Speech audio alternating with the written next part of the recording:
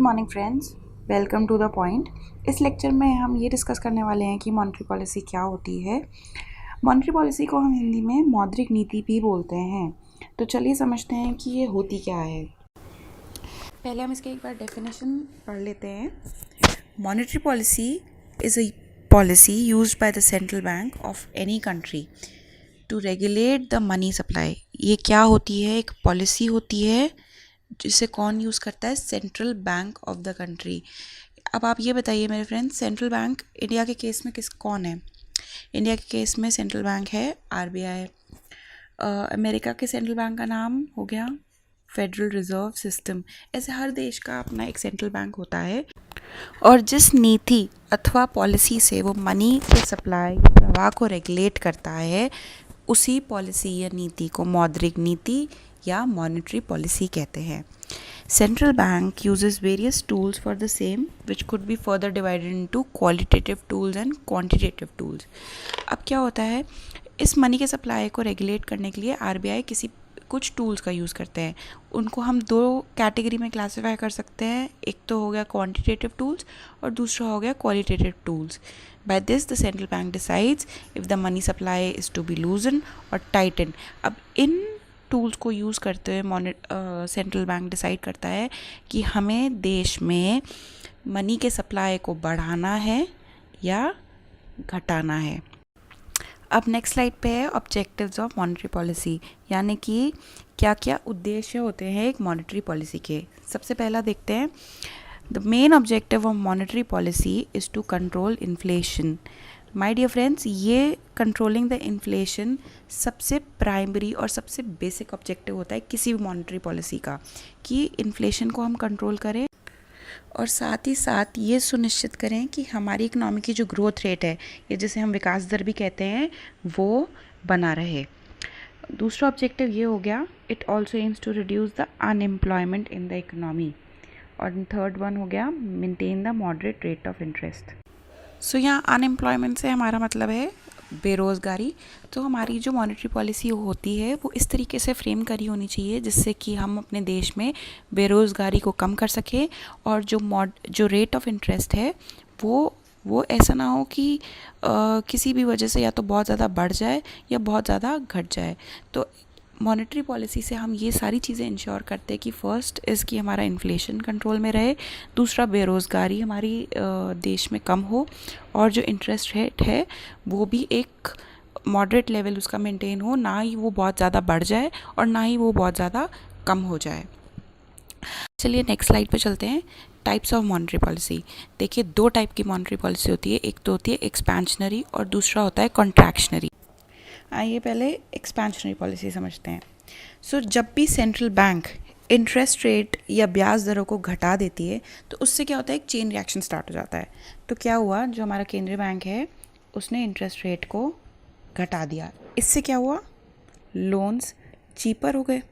ठीक है, अब जब लोन चीप हुए तो ज़्यादा से ज़्यादा लोग आएंगे ना लोन लेने, और अब वो लोग उस लोन लिए पैसे को खर्च करेंगे। अब वो खर्च किसी भी तरीके से कर सकते हैं, या तो वो उससे कोई गुड्स एंड सर्विस खरीदेंगे। गुड्स एंड सर्विस जैसे हो गए, किसी ने मान लीजिए 2 व्हीलर ले लिया, किसी ने नया फ्रिज बना लिया, किसी ने घर में एसी लगवा लिया, या कोई लोग ऐसे भी होंगे जो लोन लेंगे बिज़नेस स्टार्ट करने के लिए। तो अब जब बिज़नेस स्टार्ट होगा तो और लोगों को नौकरी मिलेगी, उनको सैलरी मिलेगी महीने के एंड में। तो इससे क्या हो रहा है, कैश का फ्लो इंक्रीज़ हो गया, मनी का प्रवाह इंक्रीज़ हो गया इकोनॉमी में। तो जब भी सेंट्रल बैंक इंटरेस्ट रेट को रिड्यूस कर दे, thereby making loans cheaper which in turn would increase the money supply in the economy, thereby boosting the demand. तो मैंने जो ये आपको पूरा एक चेन रिएक्शन बताया कि जैसे ही सेंट्रल बैंक ने इंटरेस्ट रेट कम किया उससे क्या हुआ, लोन्स चीप हो गए। लोन्स चीप हुए तो ज़्यादा से ज़्यादा लोगों ने लोन के लिए अप्लाई किया और लोन लिया। अब कुछ लोगों ने उनको गुड्स एंड सर्विस खरीदने में इस्तेमाल किया और कुछ लोगों ने उससे नया बिजनेस स्टार्ट किया। तो इससे क्या हुआ, कैश का फ्लो इंक्रीज़ हो गया इकोनॉमी में, और वी कैन से कैश का फ्लो एक्सपैंड हो गया। तो ऐसी पॉलिसी को क्या कहा जाता है, एक्सपेंशनरी मॉनेटरी पॉलिसी। इसके ही जस्ट ऑपोजिट होती है कॉन्ट्रैक्शनरी मनी पॉलिसी। अब मान लीजिए कि सेंट्रल बैंक ने इंटरेस्ट रेट बढ़ा दिए तो उससे क्या होगा, आप खुद सोचिए, लोन्स जो हो गए वो महंगे हो गए, अब जो लोग आ रहे थे वो घट जाएंगे, लोग जो लोन के लिए अप्लाई कर रहे थे। इससे क्या हो रहा है, इंटरेस्ट रेट इंक्रीज़ करने से सेंट्रल बैंक लोगों के हाथ से मनी खींच रहा है। वो नहीं चाहता कि लोग ज़्यादा से ज़्यादा लोन लें और मार्केट में उसको स्पेंड करें। और ये सिचुएशन कब होती है, जब बहुत ज़्यादा महंगाई का दर या इन्फ्लेशन रेट बहुत ज़्यादा बढ़ रखा हो इकोनॉमी में। तो सेंट्रल बैंक कभी नहीं चाहेगी कि लोग और स्पेंड करें मार्केट में, और जो ऑलरेडी प्राइस इंक्रीज़ हुए हैं उनको और इंक्रीज़ करे। उस केस में सेंट्रल बैंक कॉन्ट्रैक्शनरी पॉलिसी का यूज़ करती है। सो आई होप आपको क्लियर हो गया होगा कि एक एक्सपेंशनरी पॉलिसी क्या होती है और कब यूज़ करी जाती है, और कॉन्ट्रैक्शनरी पॉलिसी किन केस में यूज़ होती है और उसका कैसे इफेक्ट पड़ता है इकनॉमी पे। आइए देखते हैं who makes the monetary policy in India. तो मॉनेटरी पॉलिसी या मौद्रिक नीति कौन बनाता है? इंडिया में मॉनेटरी पॉलिसी बनाने का ज़िम्मा एक कमेटी जिसका नाम होता है मॉनेटरी पॉलिसी कमेटी, उसकी रिस्पॉन्सिबिलिटी होती है। और ये कमेटी RBI एक्ट 1934 के अंडर बनाई जाती है।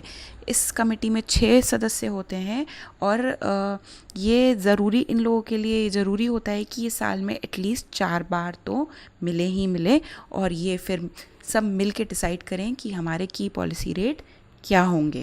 अच्छा फ्रेंड्स, मैं एक पॉइंट और ऐड करना चाहूँगी यहाँ पे। जो ये मॉनेटरी पॉलिसी कमेटी है, ये 2016 में फ़र्स्ट टाइम बनाई गई थी। अब आप सोच रहे होंगे, अगर 2016 में ये फ़र्स्ट टाइम बनाई गई थी तो इससे पहले ये की पॉलिसी रेट कौन डिसाइड करता था? तो ये role my dear friends RBI का होता था, कि 2016 से पहले की पॉलिसी रेट्स RBI डिसाइड करती थी, डिपेंडिंग हमारे देश की आर्थिक स्थिति कैसी है। चलिए आइए नेक्स्ट स्लाइड पे चलते हैं। Tools used in monetary policy. अब ये जो हम सुन रहे हैं बार बार कि सेंट्रल बैंक मनी की सप्लाई को बढ़ा देता है या घटा देता है, ये कैसे करता है? इसके लिए वो कुछ ना कुछ टूल्स यूज़ करते हैं, जो कि हैं repo rate, reverse repo rate, liquidity adjustment facility and marginal standing facility. अब ये रेट्स क्या हैं, ये हम अपने अपकमिंग वीडियोस में इनको डिटेल में पढ़ेंगे। अभी के लिए आप बस ये समझ लीजिए कि सेंट्रल बैंक कुछ टूल्स का यूज़ करता है मनी के सप्लाई को रेगुलेट करने के लिए, और उन टूल्स का नाम ये है। So my dear friends, I hope आपको ये कॉन्सेप्ट क्लियर हुआ होगा कि एक मॉनेटरी पॉलिसी क्या होती है, इन्हें कौन फ्रेम करता है, कितने प्रकार की होती है, और इसमें कौन से टूल्स यूज़ किया जाता है। This is all for the today's video. Thank you so much.